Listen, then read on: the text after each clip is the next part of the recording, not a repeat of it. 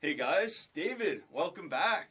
Awesome. Welcome to the show. This is a crazy studio you got set up for me, so I really appreciate you having me in here and giving me the chance to chop it up with you. Perfect, for sure. Yeah, well, this is welcome to the Lake City podcasting studio right Awesome. now. Happy to have you over, and do you know what? Like, it's so awesome to see local people that are doing things outside the box and doing things in a non-traditional way. And honestly, it's like episode 45 right now. That's amazing to think the content you've been pushing out there and doing it on a consistent basis, which is amazing. So thank you, man. I really appreciate that, and it means a lot, especially knowing that you guys have almost 100. You were just saying almost 100 episodes now, over a year, almost over a year. Yeah, just there. What is it, 2 more weeks? 2 more weeks and we'll be at, about a week and a half and we're going to hit our 1 year mark of Selling the Rock, which is our active podcast right now. We have a few, in our office we have 3 total podcasts. One's on one of mine's on a hiatus right now, but the real estate one is the one that I'm staying consistent with on a weekly basis and pumping out the content as much as I can, right? So that's awesome. That's the way to go. So then let's take a bunch of steps back. What was kind of your quote-unquote life after high school like? Or was that transitional period like for you to kind of now how you are? So like I went to high school just down the street, which is a small world, right at Lockerbie, and so grew up in the south end of town kind of thing. Going around to what university I'm going to go to after. I ended up going to the Wrench-In, which was, it turned out to be a great school. It's where I met my wife, which is fantastic. Nice. Shout out to Allie. Thanks for all the support. So going through my university, like I took a commerce degree, and I think I realized after while I'm doing my commerce degree that commerce doesn't set you up for a job; it sets you up for an education, right? Where my wife's a nurse, so like you take a nursing degree to get a job in nursing, and most of these like a lot of people think you're like going to school to get a job after, right? And that's not the case for a lot of post-secondary education, right? So I took a commerce degree. I'm like, what am I going to do? Am I going to do an accountant with it, or am I going to do finance? And marketing was kind of one of my passions with it. So I focused on marketing and marketing and finance. And after doing some marketing, I was able to set myself up out of university with a job, and that was success for me. Is like having a job before I graduate was like that's what I've made it, right? It was the worst experience I've ever had, and sorry for all those those people that I worked with for that year. But it just wasn't fun.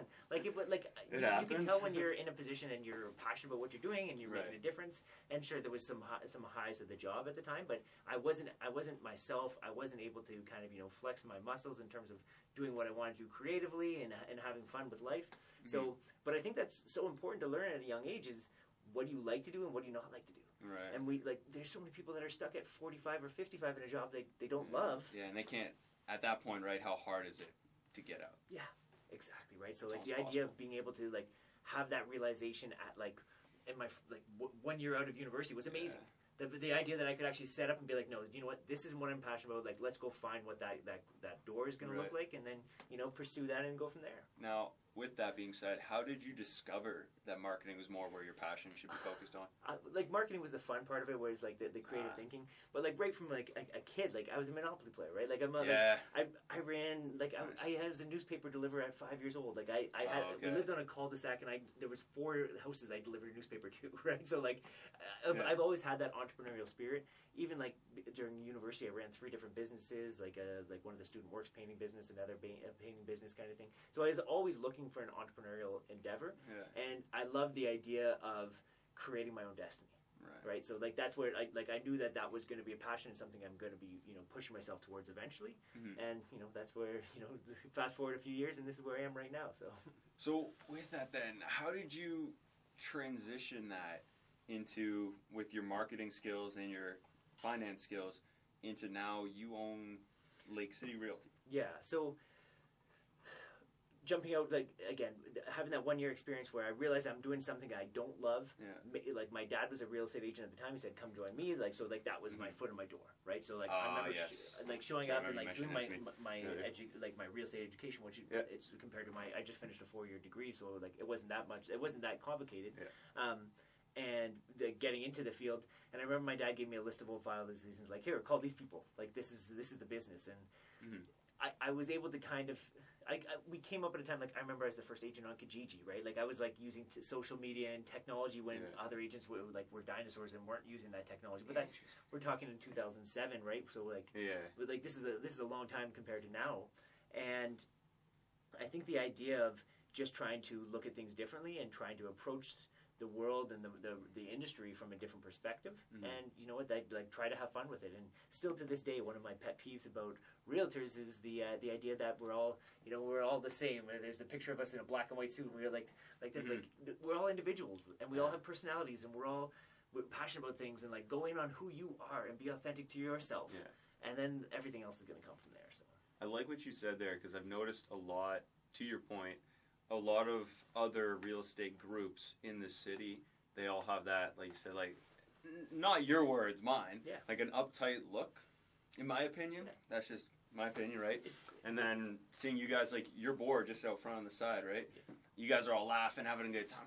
Man, like, it's more, I feel, from somebody walking by or driving by or biking by, anything, it's a more welcoming atmosphere you give off even without entering the door. I think at the end of the day, like people, you're going to attract like people to your business, right? And like it's easy. I remember being young. I was 22 or 23 when I first became a realtor, and you got to fake it till you're making your money. And I got to like look like a professional, and like as a small little like a story, like to go on a little bit of a tangent. But my graphic designer. So I went like I was maybe 4 or 5 years in, and I created Team Kurt. It was me and my dad, right? And I'm like, Dad, we got to go get suits on, and we got to like black and white shirts, and like, look super official, and like do those like. And she's like, Dave, you sure? Like this isn't really you. And I'm like, no, I gotta fake it till I make it. Like I made sure like my first car to school was like I drove a Mercedes, and it was like, like so that was like all important to me to have that image, right? What? And that's then incredible. But then like fast forward to like when I like that was Team Kurt, and we had fun with it, and we were successful at whatever different levels. And then when I was actually creating Lake City Realty, I went to that same graphic designer. They're amazing over at it will come to me. Megan's Michaud is her name, and she's absolutely she's a rock star. Nice. But the name will come to me too. Sorry, but when I sat down with her again, I'm like, this is my vision, and she's like, Dave, this is you. I'm like, I want to be the anti-realtor. I want to be the guy that doesn't look like this. Like, what's the opposite of that? Like, and that's why we're colorful and we're bubbly and we're fun and like be authentic to who you are, and things are just gonna happen, right? So. No, I like. She's one who designed your logo, eh? Yeah, she did the logo. She did, that was one thing I was thinking about too. I was like, man, I gotta compliment him on his logo. It's sick. She did a great job. There was so much time and effort and went into that, like to find something so simple, but yet that message. And like they do such an awesome job that they actually take it and they're like, you're sitting in a room looking out of a house and it's shaped like a window. So like they gave thought process from that, which is different levels than I'm even thinking about. Yeah. I'm thinking about it, and I'm thinking what the logo looks like now. I'm like, how? Well, that's why they paid the big bucks to do it, right? Exactly, yeah. Well, you know what? Like, that's what you deal with. And we've got so much local talent in the north that, like, these people are right around us. And I know that their business has grown internationally and things like that. But these are just, like, 3 girls that started this amazing business out of Sudbury. Like, that the Design Diploma is the name of it, by the way. And they're here, and they're doing amazing things, right? So it's just great to see. Nice. So, transitioning also a little bit into like the housing market and everything, what's going on now. So I was talking on my trip out west. I have a few friends who are all, and we have a weird wavelength between all of us where I'll send a message to one of them, he'll be typing the similar thing right to me. One of those friends, right? We all have them. And I was like, hey man, what's the real estate market like out there? And he's like, man, I was just thinking about investing in it. And I'm like, all right, sounds good. Like I'm in that industry I want to buy buildings, rent out rooms, live in one as it kind of develops, and they kind of had the same vision for what they wanted as a way to almost start out. Now, with that being said, what are some tips for a young adult, say, 25? Well, there's actually a term it's called house hacking. Right, like so, it's like what you're trying to do right now is described as like it's called house hacking, where you buy something that's cheap, you live in the crummier apartment, and you rent out the nice part, and then when you can generate enough cash flow, then you take the increase in the equity there, whether you put it in from sweat equity, where you've actually improved the place because you put the basement apartment in, or you did a kitchen and a bathroom with your labor. You did your renovations. Yeah, and then like whatever that's going to appraise at, then you pull the equity out up to 80%, and then you finance your next place because you could buy the next house for 5% down, and then maybe do it again, and you climb the ladder, and before you know it, you can have 5 or 6 of these things, right? So it's just a matter of like kind of I guess what I'm wondering is getting into it initially. Buying your first house is the toughest. Yeah. Buying house 2 to 10 is easy. That's what everyone says. Like buying your first house is the toughest part of it because again, you got to like 5% down in this marketplace. Our average price point is like $350. That's a lot of cash. Like you're coming up with $20,000. Where's somebody on the street coming up with $20,000? That's tough to do.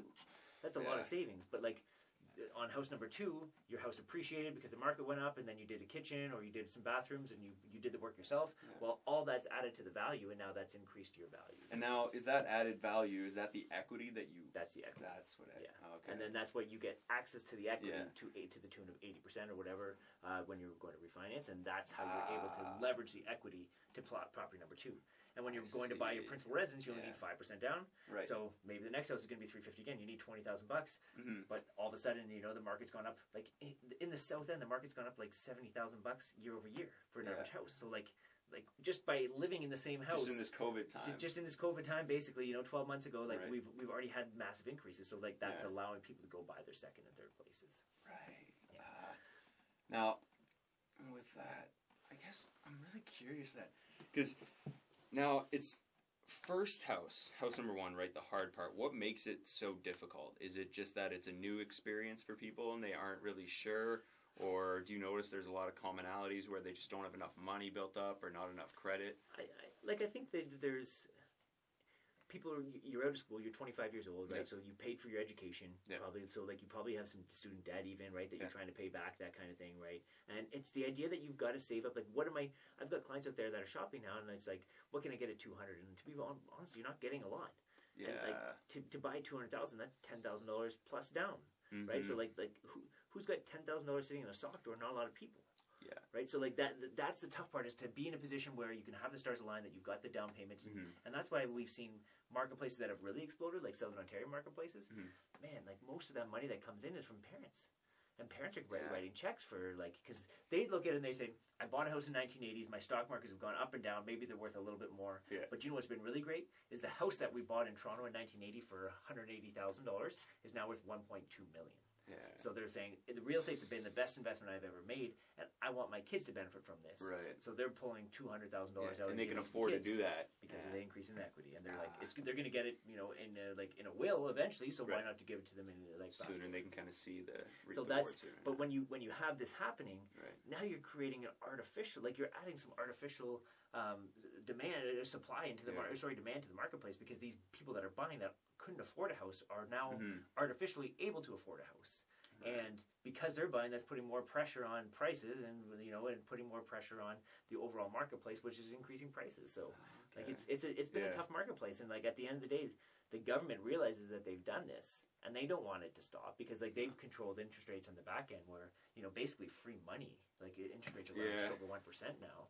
So they don't want to see the housing market take a tumble or anything like that. So even if they see it happening, they're going to be controlling interest rates on the back end, or now the thing that the government's looking at doing is increasing amortizations back to 50-year mortgages. So they're going to do whatever they can to make sure that people are in a good foothold position.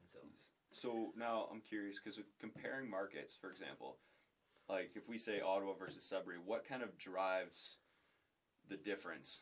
Ottawa is it's a unique one that you grabbed out of thin air there, and the reason that's unique is because of the amount of government workers, and the government workers are constant, and they're continuous, and it's still people will leave Sudbury because they're looking for the big city, and they'll go to Ottawa. Yeah. Right. So that's kind of where somebody from Sudbury is going to be well, I don't want Toronto, but I want a big city living, so I'm going to go to 1 million or whatever it is down in. But people from Kirkland Lake and from North Bay and from Sault Ste. Marie and from New Liskeard, they leave those northern area towns and they go for the big city and they come to Sudbury. Yeah. So we have that inflow as well, right? And it's so we have it not to the same degree that a city like Ottawa would have, but we still we're the hub of the north in Sudbury, and that's made us such a strong opportunity for the continued and sustainable growth for what we've experienced. And from what I've heard in stats is we haven't really increased as a population. I think looking at since COVID happened, we're going to look back on these stats and we're going to realize we grew 5%. Nice.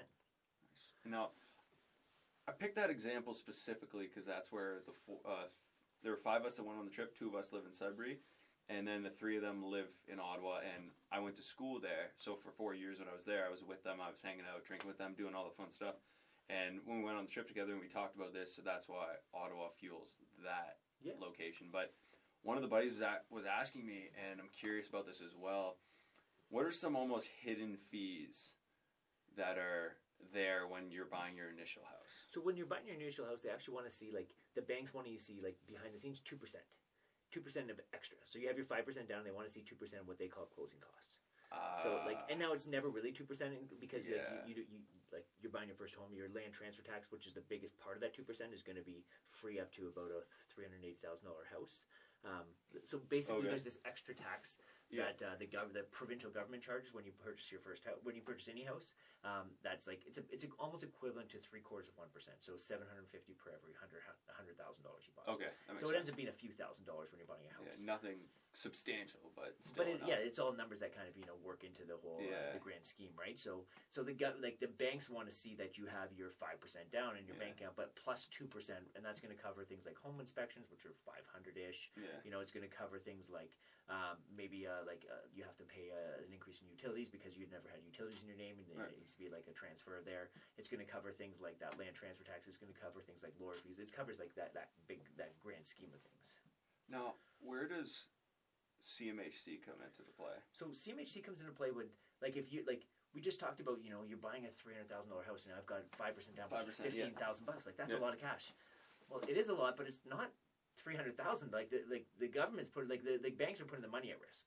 Right. And if the market price goes down like 5%, now you actually are what's called you have no equity because like you put 5% down, but like your house is only worth like what your mortgage is worth right now. Yeah. So whenever they see that anybody that's putting less than 20% down on a house, they see that as a risky endeavor. And because there's risk, they want to have an insurance company insure the mortgage. So it could be Genworth, it could be Cmhc, and there's Canada Maple, I think, or Canada Trust. Like, those are the 3 main companies that we hear about in those worlds. But they're there to give an insurance policy for that mortgage at the end of the day. So anybody that puts down less than 20% is a kind of as a rule of thumb, has to get an insurance policy, and therefore that's when they're tying themselves to that Genworth or Cmhc. Oh, okay, and that's where they come in, and there's extra fees through them as well. Yeah. And the biggest part that people don't realize is I think it's about 1%. It's phased. So as you put down 5%, it's something. If you put down 10, it's something else. You put down 15, it decreases to the lowest level. Right, and it's up to 20. And at 20%, it's eliminated basically. Yeah, for a residential standpoint. But that fee is going to be added to the mortgage and then amortized over the life of the mortgage. But they actually will charge you the HST that the lawyers on closing.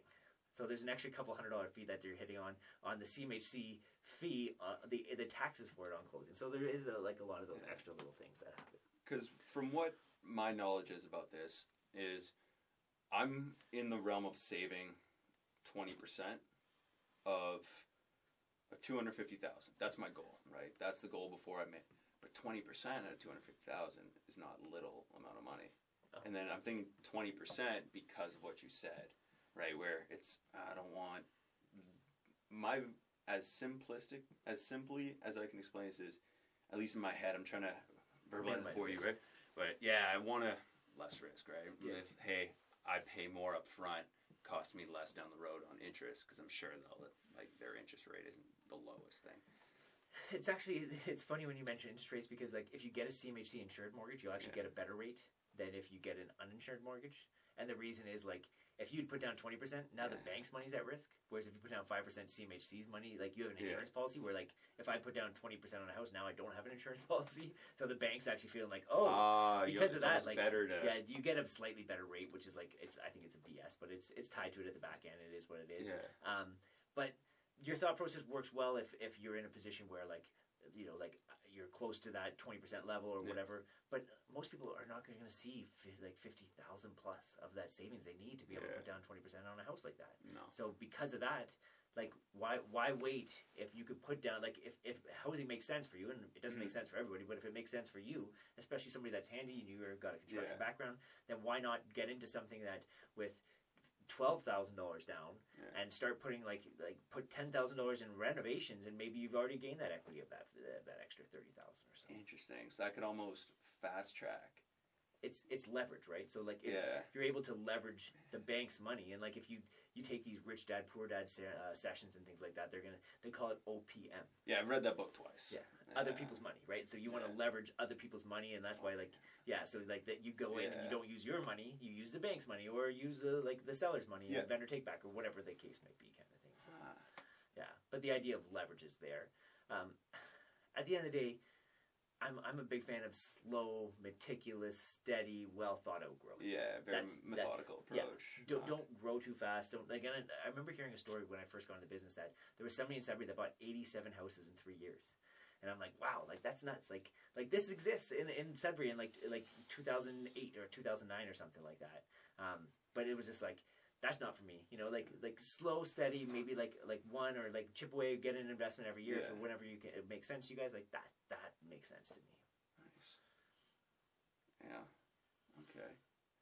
That makes a lot more sense. I was always on the fast track thinking for me was always, if I save 20%, then I won't have the interest that CMHC charges. It's like we're talking like you wanted to save up $50,000 so that you could save $2,000 over the grain of a mortgage, but at the same time, like exactly, if you would have bought a house last year, and I don't want to be somebody that says that my house is going to go up every year or whatever, but like just the difference in the house prices last year to this year is like we've already grown 10%, which is like we went from 300 to 340, right? So right, and just from somebody who's just around the community, and every time I'm like, oh, that house sold pretty quick. It's like it's definitely a seller's market. It feels like we've never experienced it like I've been in it since 2007, so I've never seen an active as a seller's market as 2020 has been. Yeah. Now it's taken a step back, and it's like the last few weeks, but there's seasonality to the marketplace, right? Like I remember pulling up. I was just listening to you mention this on your podcast. So I remember pulling up some stats, and like there was like January 15th at the time when I did the research was like the cheapest day of the year to buy a house, and May 15th is the most expensive day of the year to buy a house. So if you're buying, that's when you want to buy is January 15th, and if you're selling, you want to sell at May 15th, kind of thing. But at the end of the day, like, who likes to move in the winter? Like, we have snow out there right now. Like, picture packing up your house and trudging it like through like moving vans and thanks. You know, like so like most people like that's one pain point, and because that pain point's there, then there will be less buyers, and because there's less buyers, then the market might be easier, right? So all those things kind of work out. Right. It's a matter of almost think it's best to get like buy in this time, deal with the cold. Deal with it all as long as your house has heating. I guess it's all right, and then start it so that it's ready for summertime. If that makes sense to you, but then you have an asset that's a couple $100,000 asset that's sitting there is like just sitting idle that you're not doing anything with. So like it may be worth hiring that moving company, right? So it might be, no kidding. Yeah. Switching gears a bit then to because just hearing what you said now with seasonal market is I was listening to it almost like a day ago, in my process, trying to refresh the episodes I hadn't listened to or whatnot.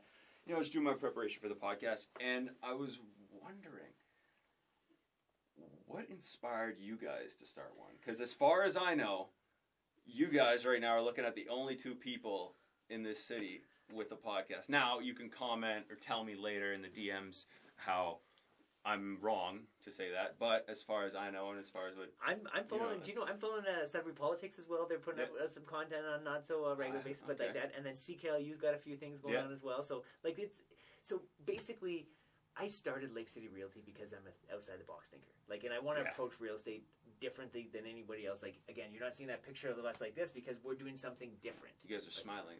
Like I really believe in like. Yeah.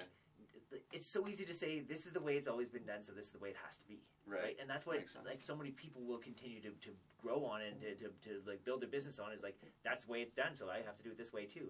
And I want to challenge like at every way, shape, or form. I want to challenge that. And one of the things is like content, and I'll sit down and I think Tristan Ritchie, who's one of our team, like I remember him in his first year in real estate. He came on, he's like, Dave, I'm young, none of my friends are buying houses, like what do I do? And I'm like, just start building content. And I honestly think he's the best content realtor in Sudbury right now. Like he's killing it on social, but because he's put the time and energy and effort into building a following and putting the content out there. And today, the people that are buying houses, like there is some of them that are asking their mom and dad and they're saying, oh, who's the realtor you dealt with? And maybe that was the experience and that's who they'll deal with. Mm-hmm. But we're becoming more and more reliant on like as a millennial, like we're out there searching. We're gonna like go on Google and we're gonna go on like YouTube and we're gonna go ask like our friends on Facebook and stuff like that. Is who did you deal with, and there has to be answers for them.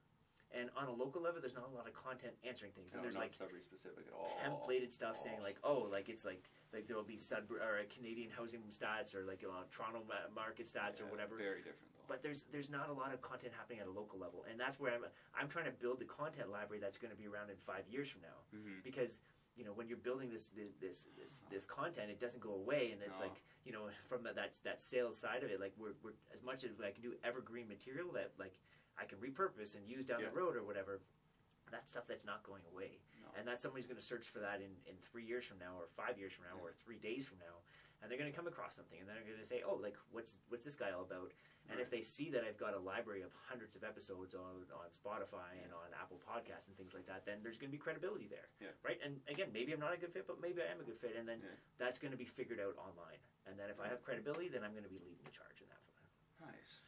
So, and like even with the people that come on to our team, like I really try to figure out what they're passionate about, like my sister Kelly joined our team recently, and her background is as a stager, right? So like I want her to be doing staging content because like that's what she's passionate about. And we have Jen who just joined our team, and she's got a background as a real estate investor, and she knows what it's like to buy her first and second and third building. So I want her to be doing content on that. And Tristan's got like tons of experience with first time home buyers and now step up buyers and even luxury buyers. So he's doing so much content around that. And Mike's the same. He's got a construction background. So I want to have him doing some. So like again, everybody has a background and everybody has a story.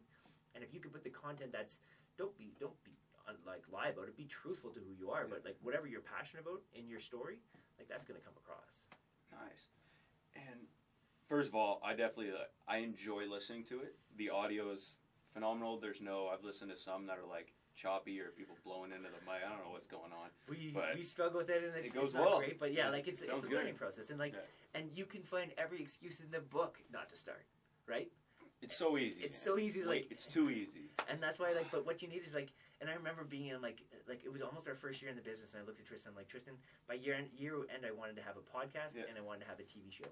Yeah. And I'm like, I have neither of those things. And he said, let's go. Like we're like go on Amazon, buy a mic, let's start recording. Nice. Right, and that's what we did, and we just started hitting the ground running. So that's sick. And now tell me a bit about your show. TV show's not there yet, but it's something that I want to grow towards. Tristan tried with a vlog, and you're doing an excellent job of consistency. And again, you like the biggest thing you want to do is you want to have consistency when you're going to go all in something. You want to make sure it's there. Yeah. So like again, I fully will take control. Like I realize it's an excuse right now that I'm not putting the time and effort into it. But down the road, and like as a 2020 vision before the end of the year, which is we're closing in on, it was my goal. But again, if I come up short and it's going to be pushing to 2021, then that's okay too. Yeah, so. And it is definitely something that you also shouldn't really rush. Like this is my second podcast I've ever done. I had one originally that I did for like 6 months with a buddy of mine, but it's weird having a co-host who tried to do a lot of things, and one good thing came out of it, as much as it fell through in the end. The best thing that came out of it was now I knew what we wanted. We both were like, hey, you want it this way, which is very different from mine. You want like comedy style entertainment. I'm like, I want to focus on self-improvement and actually learning from the guests I have on, and because it's very different style of podcast we were trying to do, but we were trying to mesh them together. So I'd be asking somebody about what their journey was or their advice, but then he'd be asking about like what it was like partying when they were his age, and it's like, all right, it's different things. Yeah, a little too different. But doing it solo then, and now shifting gears, has made it not only there's a form work to it, and the goal is always there, right? The goal of kind of sharing your story, and you guys do Sudbury stories as well, right? Sudbury stories, yeah. So I think you mentioned I think it was recently, I could be wrong, it was with, I can't remember her name. It was a video with a lawyer, but I can't remember her name. With a lawyer, Amanda Berloni. Yes, thank you. Yeah, I apologize for not recalling that, but and you mentioned the vision of it is to share stories from the city that inspire people and everything. And man, that's you. Yeah. That's what you guys are doing. And it's incredible. But there's so many people like this in the community, right? And a lot.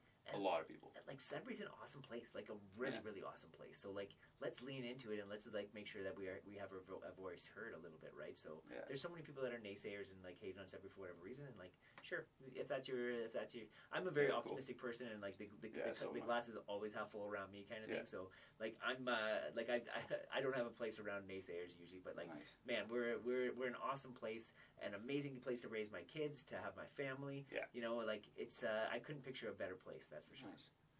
And with that, what do you think makes a strong community, or how do you develop a strong community in this COVID time? Because you guys ran an event the other weekend. Yeah, we did. We partnered up with Kiwi Park for our pumpkin fest or pumpkin giveaway. So we sponsored 500 pumpkins, and we're doing a pumpkin carving contest that's actually currently ongoing right now. And we're like, Kiwi Park is such an awesome thing. Right, to have this amazing park right in the middle of the city, and just outside the city kind of thing, and like, but to see the passionate volunteers that are there, and to see like Carrie, the executive director behind it, which she's again a rock star, like it's such an awesome opportunity to leverage there, and we were able to have like a few thousand people, and yet socially distanced the entire time, whether it was s'mores or like my sister actually ran the haunted walk, and like just it was so awesome to see the community come together and support that, but like. Everything Kiwi Park does, the community supports. I feel like there's these they're very good there these amazing people in the community that want to be there and help out. And plus, like during COVID, people have been shut down and forced in their houses, and they're looking for an excuse to get outside. Yeah, anything. So I couldn't like how many people I chatted with that day that were like, man, this is amazing. I'm like, I've been looking for an excuse to get outside with my kids, and I go outside with my kids all the time, even during COVID, which is like, just in our yard or whatever. But if you've been stuck indoors with kids, like man, that's a tough place to be, right? So. Yeah. I can imagine. Man, so with kids, with the business and everything, the marriage and stuff, how do you manage your time? How do you prioritize it all? It's really tough. Have room for hobbies? It's really tough, and like I think that's like one of the toughest parts of our life. Whatever you put your time and your energy into is like how to manage your priorities in life. For me, like. It does come like I've shifted my mentality a lot to like legacy and like what do I want to leave behind and what do I want to be remembered for. Nice. So like the idea of actually building something and having a place that like again it's not tied to myself, but if my kids can point to something and say Dad did that, that's really cool. And you see these people that are leaving like leaving money to the hospice and leaving money like look at the Mrs. Fielding who left all the land to Fielding Park, and like if you can have even 1/10 of that, and like there is these people that. Greta Clark is something that just recently passed, and like she touched so many people in this community. Like she was such an inspiration, and like everybody I got to know her through Camp Quality and like the volunteer work that she was doing there, right? But like that's the amazing legacy that you want to leave, is like not for what you're doing when you're alive and like do it the best you can, but like for what people tell you about like the people that are not around that table and the stories they're telling about those people. That's what you want to be remembered for, right? It's whatever. And who was I? No, it's whatever people think, right? And when I was telling man, I had a buddy of mine who was telling me this the other day. Actually, on like his name's Troy, and he's a strength and conditioning coach, and he's on today's episode of the podcast. Yeah. And he was telling me that his father, the legacy he left behind was when he was at his funeral. This is gonna be a spoiler if they don't watch the show, but and I guess he was telling me somewhere they're at the funeral, and every single person was coming up to him saying, "Man, your dad was such a hard worker. He stayed late when I was sick. He would do this. He was just such a good dude. He didn't ask for anything in return. He worked so hard." And hard work and discipline was kind of his niche thing that he left behind for everyone. And hearing that, and then hearing you say that, I was like, man, when did it click that was something that you kind of... Well, like I lost my mom like just over 10 years ago now, and so like she was 53 when she died, which is like super young to lose a parent, right? Yeah. Way too young. So like I was 20 whatever, and so like that was tough, but like it was amazing having a really supportive wife, and like me and my sisters and my dad got super close to the family when we went through all that. But like she was that kind of person that like, you know, I still have people come up to me and be like, that this time she did this for me, or this time she did this, and like so I have those stories being told, and like she was a walking saint in this world kind of thing, right? So like to have a mom that led such an amazing example, and then to try to live up to that, you know, is like that's it's an everyday battle. It's an everyday battle, and it's going to be something that's a lifelong kind of mission, right? So, man, that's so cool. Now, on the subject of Sudbury, what I want to know is, do you have like a favorite experience from this city, or that you've? So it's not even really experience, but like I was 30 years old when I bought my dream home. Like, wow. Like how good for you, man. Wow. You like Sudbury has that ability. You know, like even before that. So our first house we bought in Sudbury was like I was 23 or 24, and like we ended up on Simon Lake, which was a great place for us and a great starter house or whatever. But at 30, I was able to buy my dream home. And now that I have this home, like, and it's like we have this amazing outdoor lifestyle, and that we live on the lake, and we can take saunas, and we're out there with my family, and like my kids are fishing every single morning before school. Yeah. Like in the summer, like we'll fish for an hour, and like we'll catch some fish, and then we'll just we'll just come upstairs. Like this is the ability that I have. This is the lifestyle we're able to live with my family. And like this is the experience of Sudbury. Yeah. It's the outdoors combined with, yet we can still go to restaurants and go grab a pub and grab a drink in a pub. We're still a city feel, but yet we're, you know, if I want to go catch the Raptors, one of my best friends and I were fortunate enough to catch the finals. Like we went down to Toronto, and you know, we were able to get tickets or whatever. So like we went down to the finals, which was an amazing experience last year when we were actually able to go to live sports. But like, so we were 4 hours away from that, right? So like 4 hours away from that, yet you still have this amazing hub of outdoors and wildlife and nature, and you can do these things at 30 years old. Yeah. Whereas like if I'm living in Toronto in the grind, like I'm not doing any of that. Yeah, it's far to get to a cottage area. Well, it's like you're going to live in a shoebox apartment. You're going to be doing whatever, and you're going to pay 10 times the prices that you're going to pay here. Yeah, and it's almost not worth it. It's like whatever your passion is, right? If work's important to you and like climbing that corporate ladder is important to you, then that's you probably, especially pre-COVID, that was going to be your best opportunity to do that, is being in the hub. But here, it's like it is that work-life balance, right? And the crazy thing about real estate is, I really think that there's something about selling somebody a house that really like is going to shape their family experience, right? So like I'm involved with the ability to introduce them to like the house that they're going to buy, and they're going to, you know, grow into and have kids in, and, you know, have like outdoors play space or whatever that looks like. And like maybe the kids are going to get like there's going to be family pictures done, and like so I'm able to play a part in creating and shaping their family experience, right? And I think that's the fact that I've been able to benefit so much from where I am in that lifestyle that we're living, and I can kind of play a part in giving that to other people. Like that's one of the things that I'm most passionate about real estate. Jeez. Man, that sounds really cool. That's a really cool way of putting it. And with this city, I've noticed a lot of things where, so being out west, my aunt would often say, like, you know, Sudbury, and a lot of, like you said, there's a weird, I was thinking about this earlier today as well, but there almost seems to be, I don't know if you notice it at all, but a stigma around the city. Yeah, like I thought, like I think we did have a stigma, especially when we were tied to like being a mining city. Yes. But like we're no longer a mining city, and we're like even the mining that's happening, like the Sudbury Mining Week group has done such an awesome job of being like mining is super technical nowadays, and it's done. You know, there's more technology in the mining industry than there is in, you know, tons of other industries. And the idea that we're the research hub. We've got so much going on from like snow lab. From the snow lab, but also like if you look at that corridor, like all down Walford Road, like the amount of research jobs that are there, and like including my alma mater of Morocco, where I started the interview off of my first job. But like it's like we have this hub of these awesome research jobs that are there. Plus we have the School of Medicine, where like we're a teaching hospital here. We're the Cancer Center for the North. And then we have other things like the education jobs we have, and the CRA jobs we have. Like we are a completely diversified city, and on top of that, we've got a university and 2 colleges too. So like we've got the post-secondary education that people are coming here for too. So we've done an amazing job of differentiating ourselves away from being that mining town. And like I think the further we got away from that, that's when the stigma's left. And there's still people that say, "Oh, I don't want to be in Sudbury, you know, where it's just barren rock or whatever," but they can leave. Yeah, more they can leave more for us. For me, That's the way to see it. Man, I really like that outlook you have on it a lot, because there's, like I said, there's a lot of weird stigma we're all trying to get rid of, and I was talking with my hairdresser earlier, it's like last week, whatever, about that exactly, and that there's almost like a inability to change or be adaptable to the change, especially now that COVID's kind of being a thing, now that schools are starting, and now that there's a few cases now at Llewellyn. Tough. Yeah. So there's a lot of that. That's kind of it's nerve-wracking. But like the inability to change is based on the individual.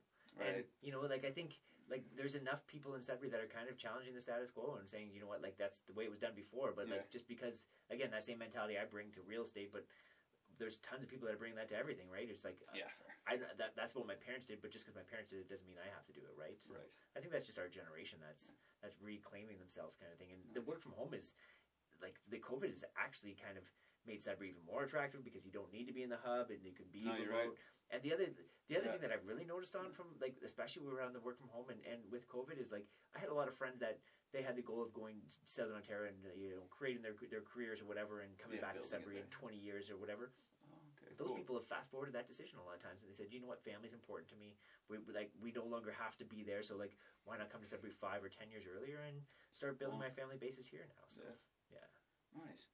So now, kind of, you guys, and you were telling me this, at the end of your episodes, you do, with your guests, right? You'll typically do, like, a firing round, right? So I kind of, so are you up for a few? Of course, I'd love to.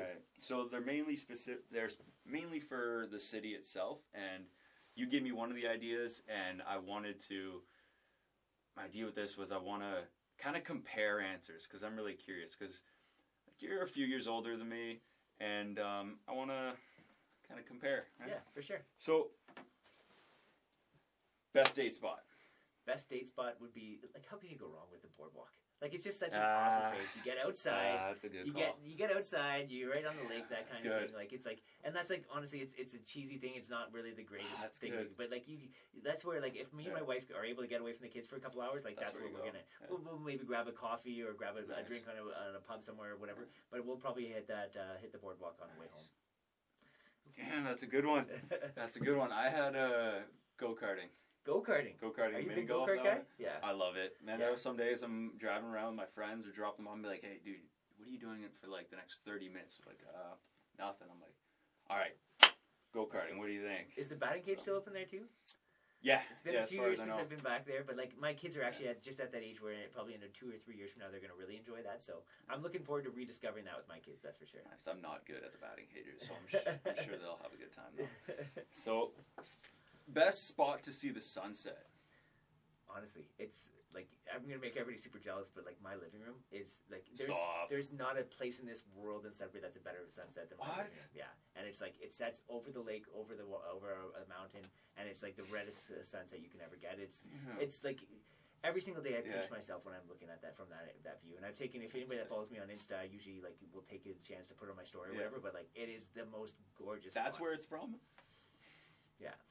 That was the same place where your sunrise photo was? So that was in my front yard today. Yeah. Oh, man, come on. Yeah. Again, this is where like we have this ability in Sudbury to be able to be in the country and have these things, right? So. And that was, like you said earlier, the coolest spot about Kiwi Park, where it's like 10 minutes from my girlfriend's house.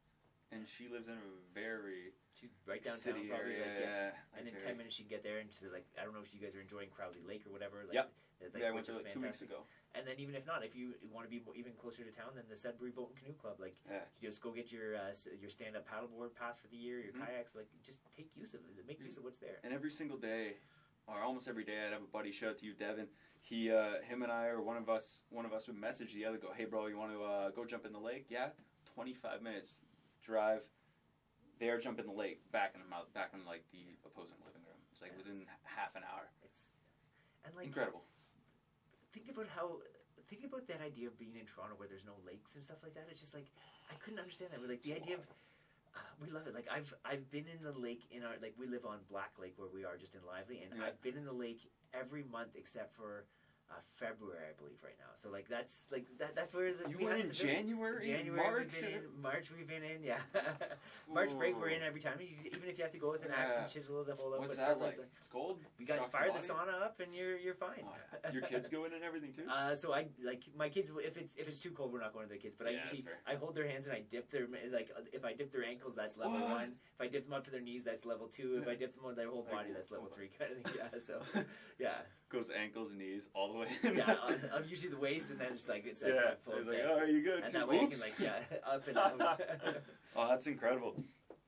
So, do you know? I think it's Sunrise Ridge, right? Sunrise Ridge, yeah. Now, the first left that you take at the end, there's like a construction zone. There's a big sign. Yeah. That's probably one of my favorite spots. Yeah. That, and then there's I think up by Dynamic Earth is always good. Again. So Dynamic Earth in the parking lot, or where you? Okay. I haven't taken it from there, but honestly, like it's the best thing in the world is to be able to like take that stuff in, especially in the summer when it's like the days are long and it's like 10 o'clock and you got got the sun that's like this red sky just like dipping over the background. Almost midnight. It's amazing. Yeah. No, it's the best part, I think. And there's a lot of places in, like you said, Southern Ontario, a lot of city areas, man. I can't even fathom how far I have to go to see a sunset. It was rough when I was in school. The thing for me too is like the light pollution. Like where we are, there's no city lights or anything like that. Really? So it's like you look up like our hot tub hasn't been working in a while, but like we look up from the hot tub and there'd just be like the whole like star, like it just stars all over the sky, right? Wow. So like that's like such an awesome opportunity where like you go to a bigger town and there's light pollution everywhere, whether it's in apartment buildings or just houses or whatever kind of thing, right? And we can definitely have those places in Northern Ontario that don't have that.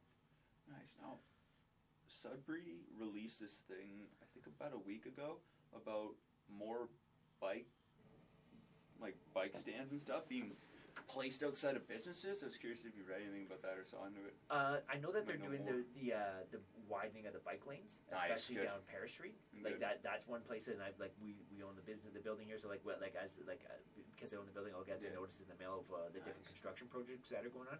I haven't heard about that, but like. I don't know if it's one of my teammates drives an electric vehicle, and I told him I'd love to get an electric vehicle plug here. Like I want to be like, and I know that there's an app that would show like everyone that has that kind of thing. So like the idea of extra bike parking or EV plugs or whatever is needed. Like I love that idea of kind of offering those things in the future, because again, that's what I like. I like the idea of thinking outside the box and non-traditional ways, and like encouraging like alternate forms of transportation or whatever they need to be, right? So nice.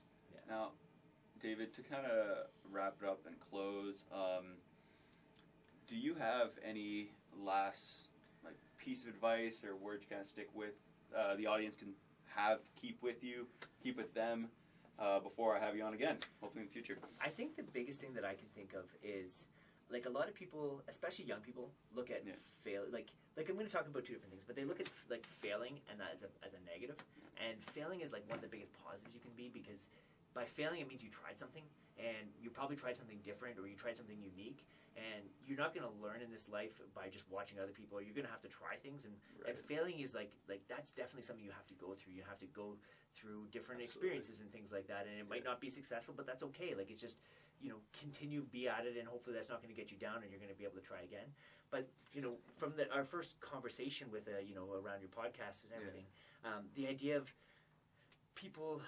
I remember being in second year high school, and I think it was like you're picking and you're like, am I going to be in college classes or university classes? And like you're basically picking where you want to go at that point. Yeah. And like it frustrates me to no end that like we're teaching kids at 13, 14 years old, whatever they are at that age, that like this is the path that you're going to take and this is what you're going to be. Yeah. Like I love saying, like I don't know what I'm going to be when I grow up. I'm sitting here, I'm 35 years old, and like, I've been successful on like from a different perspective or whatever you can call that or whatever. But like, I don't know what I want to do when I grow up still. Like, and that's a fun part of it. Yeah. Like that makes life exciting, because like I'm doing something I really like to do now. What does life look like in the future? I don't know. I'm open to new experiences. I'm open to new learning. Maybe starting other businesses or whatever that looks like, right? But like, figure out what you do well, figure out what you're good at, and go all in on that. Like that's the Gary Vee mentality, where like stick to your strengths. If you're not great at something, sure, like maybe you need to improve a little bit, but like stick to your strengths and focus on those things, and the rest do something you're passionate about, and the rest of the things are going to work out. Easy. Sounds really easy when you put it in words like that too. Well, now you actually do the hard work. Yeah, the hard work. Although, like you said, if you like it, it's not that bad. Like especially when it comes to the show, I enjoy the hell out of listening to everything you're saying, writing down structured points I want to talk about, and reaching out to the next person, waiting, chatting, hearing what they have to say, editing for hours, so. You're on the grind, bud, and you're doing a fantastic job. Keep it up. Like it means a lot. 45. I can't wait to be episode, when you hit 100, that's when I'll be back on. That'd be sick. Yeah. Man, I'm trying to have I have a vision of what I want to talk about, who I want to talk to it with, because I think there's a very certain level I want the podcast to get to, and I know I can drive it, but I know the guests driving it as well. It creates that community that is the show. Well, and that's what, like, especially getting the word out on a local level, like the idea of being able to market it, where you like link me, and then I'm linking people that I know, and I'm spreading the word there, right? So like that's how you really really spread from there. But honestly, keep up your hustle, keep up the good work there. That's for sure. Brother, I really appreciate it. I appreciate your time. I appreciate you allowing me and blessing me in the studio. And I can't wait to chat with you again. Fantastic. Awesome. Good stuff. I appreciate it. Okay, thanks. Thank you, guys. We'll see you soon.